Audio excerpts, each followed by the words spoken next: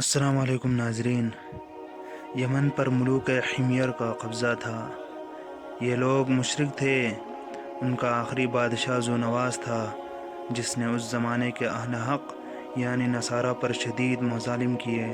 اسی نے ایک طویل عریض خندق کھدوا کر اس کو آگ سے بھرا اور جتنے نصرانی بت پرستی کے خلاف ایک اللہ کی عبادت کرنے والے تھے سب کو اس آگ کے خندق میں ڈال کر جلا دیا، جن کی تعداد 1000 کے قریب تھی۔ یہی وہ خندق کا واقعہ ہے جس کا ذکر اصحاب الاخدود کے نام سے سورہ بروج میں گزرا ہے۔ ان میں 2 آدمی کسی طرح اس کی گرفت سے نکل کر بھاگے اور انہوں نے قیصر ملک شام سے جا کر فریاد کی کہ ذو نواس ملک حمیر نے نصارہ پر ایسا ظلم کیا ہے، آپ ان کا انتقام لیں۔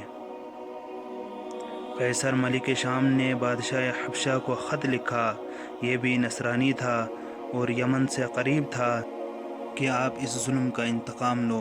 اس نے اپنا عظیم لشکر 2 کمانڈر یعنی امیر اربات اور ابرہہ کی قیادت میں یمن کے اس بادشاہ کے مقابلے میں بھیج دیا۔ لشکر اس کے ملک پر ٹوٹ پڑا اور پورے یمن کو قوم حمیر کے قبضے سے آزاد کرایا۔ ملک حمیر ذو نواس بھاگ نکلا اور دریا میں غرق ہو کر مر گیا۔ اس طرح اربات و ابرہہ کے ذریعے یمن پر بادشاہ حبشہ نجاشی کی طرف سے ملک یمن کا حاکم مقرر ہو گیا۔ اس نے یمن پر قبضہ کرنے کے بعد ارادہ کیا کہ یمن میں ایک ایسا شاندار کنیسہ بنائے جس کی نظیر دنیا میں نہ ہو۔ اس سے اس کا مقصد یہ تھا کہ یمن کے عرب لوگ جو حج کرنے کے لیے مکہ مکرمہ جاتے ہیں اور بیت اللہ کا طواف کرتے ہیں، یہ لوگ اس کنیسہ کی عظمت و شوکت سے مرعوب ہو کر کعبہ کے بجائے اسی کنیسہ میں جانے لگیں گے۔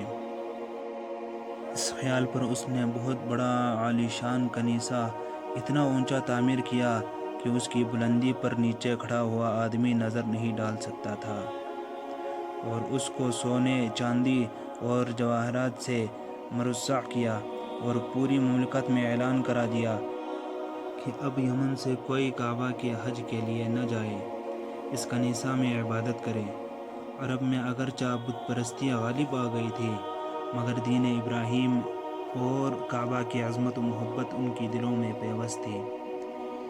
اس لیے عدنان اور قحطان اور قریش کے قبائل میں غم و غصے کی لہر دوڑ گئی، یہاں تک کہ ان میں سے کسی نے رات کے وقت کنیسہ میں داخل ہو کر اس کو گندگی سے آلودہ کر دیا، اور بعض روایات میں ہے کہ ان میں سے مسافر قبیلہ نے کنیسہ کے قریب اپنی ضروریات کے لیے آگ جلائی۔ اس کی آگ کنیسہ میں لگ گئی اور اس کو سخت نقصان پہنچ گیا۔ ابرہہ کو جب اس کی اطلاع ہوئی اور بتلایا گیا کہ کسی قریشی نے یہ کام کیا ہے، تو اس نے قسم کھائی کہ میں ان کے کعبہ کی اینٹ سے اینٹ بجا کر رہوں گا۔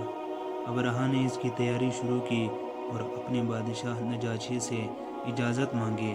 اس نے اپنا خاص ہاتھی کہ جس کا نام محمود تھا ابرہہ کے لیے بھیج دیا کہ وہ اس پر سوار ہو کر کعبہ پر حملہ کرے۔ بعض روایات میں ہے کہ یہ سب سے بڑا عظیم الشان ہاتھی تھا جس کی نظیر نہیں پائی جاتی تھی، اور اس کے ساتھ 8 ہاتھی دوسرے بھی اس کے لشکر کے لیے بادشاہ حبشہ نے بھیج دیے تھے۔ ہاتھیوں کی یہ تعداد بھیجنے کا منشا یہ تھا کہ بیت اللہ کعبہ کے ڈھانے میں ہاتھیوں سے کام لیا جائے۔ تجویز یہ تھی کہ بیت اللہ کے ستونوں میں لوہے کے مضبوط اور طویل زنجیریں باندھ کر ان زنجیروں کو ہاتھیوں کے گلے میں باندھے اور ان کو ہانکا دے تو سارا بیت اللہ معاذ اللہ تعالی فوراً ہی زمین پر آ گرے گا۔ عرب میں جب اس کے حملے کی خبر پھیلی تو سارا عرب مقابلے کے لیے تیار ہو گیا۔ یمن کے عربوں میں ایک شخص ذو نفر نامی تھا۔ اس نے عربوں کی قیادت اختیار کی اور عرب لوگ اس کے گرد جمع ہو کر مقابلہ کے لیے تیار ہو گئے اور ابرہہ کے خلاف جنگ کی، مگر اللہ تعالیٰ کو تو یہ منظور تھا کہ ابرہہ کی شکست اور اس کی رسوائی نمایاں ہو کر دنیا کے سامنے آئے۔ اس لیے یہ عرب مقابلے میں کامیاب نہ ہوئے۔ ابرہہ نے ان کو شکست دے دی اور ذو نفر کو قید کر لیا اور آگے روانہ ہو گیا۔ اس کے بعد جب وہ قبیلہ خثعم کے مقام پر پہنچا تو اس قبیلے کے سردار نفیل بن حبیب نے پورے قبیلے کے ساتھ ابرہہ کا مقابلہ کیا، مگر ابرہہ کے لشکر نے ان کو بھی شکست دے دی اور نفیل بن حبیب کو بھی قید کر لیا اور ارادہ ان کے قتل کا کیا، مگر پھر یہ سمجھ کر ان کو زندہ رکھا کہ ان سے ہم راستوں کا پتہ معلوم کر لیں گے۔ اس کے بعد جب یہ لشکر طائف کے قریب پہنچا تو طائف کے باشندے قبیلہ ثقیف پچھلے قبائل کی جنگ اور ابرہہ کی فتح کی واقعات سن چکے تھے۔ انہوں نے اپنے خیر منانے کا فیصلہ کیا اور یہ کہ طائف میں جو ہم نے ایک عظیم الشان بت خانہ لات کے نام سے بنا رکھا ہے، یا اس کو نہ چھیڑے تو ہم اس کا مقابلہ نہ کریں۔ انہوں نے ابرہہ سے مل کر یہ بھی طے کر لیا کہ ہم تمہاری امداد اور رہنمائی کے لیے اپنا ایک سردار ابو رغال تمہارے ساتھ بھیج دیتے ہیں۔ ابرہہ اس پر راضی ہو کر ابو رغال کو ساتھ لے کر مکہ مکرمہ کے قریب ایک مقام مغمس پر پہنچ گیا جہاں قریش مکہ کے اونٹ چر رہے تھے۔ ابرہہ کے لشکر نے سب سے پہلے ان پر حملہ کر کے اونٹ گرفتار کر لیے، جن میں 100 اونٹ رسول اللہ صلی اللہ علیہ وآلہ وسلم کے جد امجد عبد المطلب رئیس قریش کے بھی تھے۔ ابرہہ نے یہاں پہنچ کر اپنا ایک سفیر حناطہ حمیری کو شہر مکہ میں بھیجا کہ وہ قریش کے سرداروں کے پاس جا کر اطلاع کر دے کہ ہم تم سے جنگ کے لیے نہیں آئے، ہمارا مقصد کعبہ کو ڈھانا ہے۔ اگر تم نے اس میں رکاوٹ نہ ڈالی تو تمہیں کوئی نقصان نہ پہنچے گا۔ حناطہ جب مکہ مکرمہ میں داخل ہوا تو سب نے اس کو عبد المطلب کا پتہ دیا کہ وہ سب سے بڑے سردار قریش کے ہیں۔ حناطہ نے عبد المطلب سے گفتگو کی اور ابرہہ کا پیغام پہنچا دیا۔ ابن اسحاق کی روایت کے مطابق عبد المطلب نے یہ جواب دیا کہ ہم بھی ابرہہ سے جنگ کا کوئی ارادہ نہیں رکھتے، نہ ہمارے پاس اتنی طاقت ہے کہ اس کا مقابلہ کر سکیں۔ البتہ میں یہ بتائے دیتا ہوں کہ یہ اللہ کا گھر اور اس کے خلیل ابراہیم علیہ السلام کا بنایا ہوا ہے، وہ خود اس کی حفاظت کا ذمہ دار ہے۔ اللہ سے جنگ کا ارادہ ہے تو جو چاہے کرے، پھر دیکھیں کہ اللہ تعالیٰ کیا معاملہ کرتے ہیں۔ حناطہ نے عبد المطلب سے کہا کہ تو پھر آپ میرے ساتھ چلیں، میں آپ کو ابرہہ سے ملاتا ہوں۔ ابرہہ نے جب عبد المطلب کو دیکھا کہ بڑے وجیح آدمی ہیں تو ان کو دیکھ کر اپنے تخت سے نیچے اتر کر بیٹھ گیا اور عبد المطلب کو اپنے برابر بٹھایا اور اپنے ترجمان سے کہا کہ عبد المطلب سے پوچھے کہ وہ کس غرض سے آئے ہیں۔ عبد المطلب نے کہا کہ میری ضرورت تو اتنی ہے کہ میرے اونٹ جو آپ کے لشکر نے گرفتار کر لیے ہیں ان کو چھوڑ دیں۔ ابرہہ نے ترجمان کے ذریعے عبد المطلب سے کہا کہ جب میں نے آپ کو اولاً دیکھا تو میرے دل میں آپ کی بڑی وقعت و عزت ہے، مگر آپ کی گفتگو نے اس کو بالکل ختم کر دیا کہ آپ مجھ سے صرف اپنے 200 اونٹوں کی بات کر رہے ہیں، اور یہ معلوم ہے کہ میں آپ کا کعبہ جو آپ کا دین ہے اس کو ڈھانے کے لیے آیا ہوں۔ اس کے متعلق آپ نے کوئی گفتگو نہیں کی۔ عبد المطلب نے جواب دیا کہ اونٹوں کا مالک تو میں ہوں، مجھے ان کی فکر ہے، اور بیت اللہ کا میں مالک نہیں بلکہ اس کا مالک ایک عظیم ہستی ہے، وہ اپنے گھر کی حفاظت کرنا جانتا ہے۔ ابرہہ نے کہا کہ تمہارا خدا اس کو میرے ہاتھ سے نہ بچا سکے گا۔ عبد المطلب نے کہا کہ پھر تمہیں اختیار ہے، جو چاہو کرو۔ اور بعض روایات میں ہے کہ عبد المطلب کے ساتھ اور بھی قریش کے چند سردار گئے تھے اور انہوں نے ابرہہ کے سامنے یہ پیشکش کی کہ اگر آپ بیت اللہ پر دست اندازی نہ کریں اور لوٹ جائیں تو ہم پورے تہامہ کی 1/3 پیداوار آپ کو بطور خراج ادا کرتے رہیں گے۔ مگر ابرہہ نے ان کے ماننے سے انکار کر دیا۔ عبد المطلب کے اونٹ ابرہہ نے واپس کر دیے۔ وہ اپنے اونٹ لے کر واپس آئے تو بیت اللہ کے دروازے کا حلقہ پکڑ کر دعا میں مشغول ہوئے، اور قریش کی ایک بڑی جماعت ساتھ تھی۔ سب نے اللہ تعالیٰ سے دعائیں کی کہ ابرہہ کے عظیم لشکر کا مقابلہ ہمارے تو بس میں نہیں، آپ ہی اپنے بیت کی حفاظت کا انتظام فرما دیں۔